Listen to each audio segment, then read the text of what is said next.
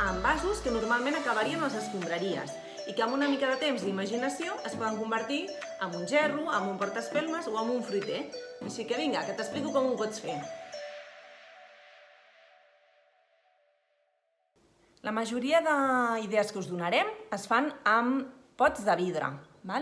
Els pots de vidre de les olives o les conserves són ideals per fer manualitats. La primera idea amb un pot d'aquests de vidre és fer un portaespelmes. Aquest, per exemple, l'he pintat amb un pintaungles. Pot ser que ara no tinguem pintures, però sí que tinguem algun pintaungles. Doncs bé, amb molta cura agafem i podem pintar algun motiu que ens agradi, el que vulgueu.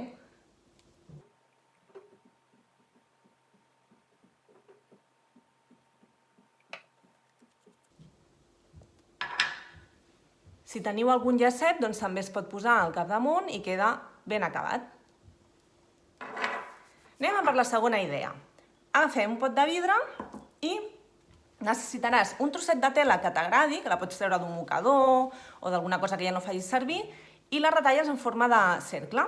I simplement la posem a sobre del pot i amb una goma elàstica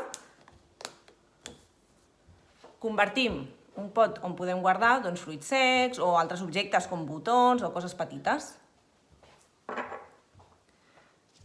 La tercera idea es tracta de fer un gerro.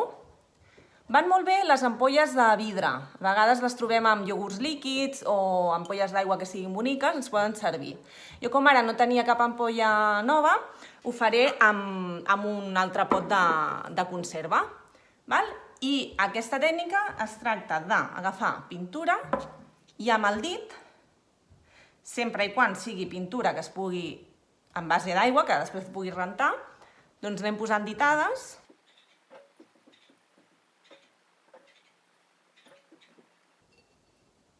I ja seria un gerro. Si tens més material i més ganes de fer coses, pots agafar una tasseta que tinguis que ja no utilitzis, la pintes, li pots decorar amb uns ulls, una boca i, si tens flors seques, doncs també la pots decorar així. Una altra idea, si disposes d'un pot més gran, és decorar-lo amb algun tipus de punta o de cinta. Per exemple, aquest aquí porta un detall de flor artificial. I si tens llumetes de Nadal, queda molt xulo que les posis a dins i ja veuràs que per la nit fa un efecte molt bonic.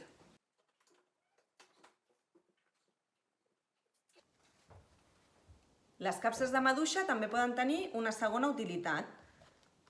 Les pots pintar i després passar un cordill al seu voltant per fer-les més altes. Vull dir que amb una capsa de maduixes, un pot de pintura i un cordill, un cop la tinguis pintada, doncs pots anar passant el cordill per la part de dalt, fent diverses voltes,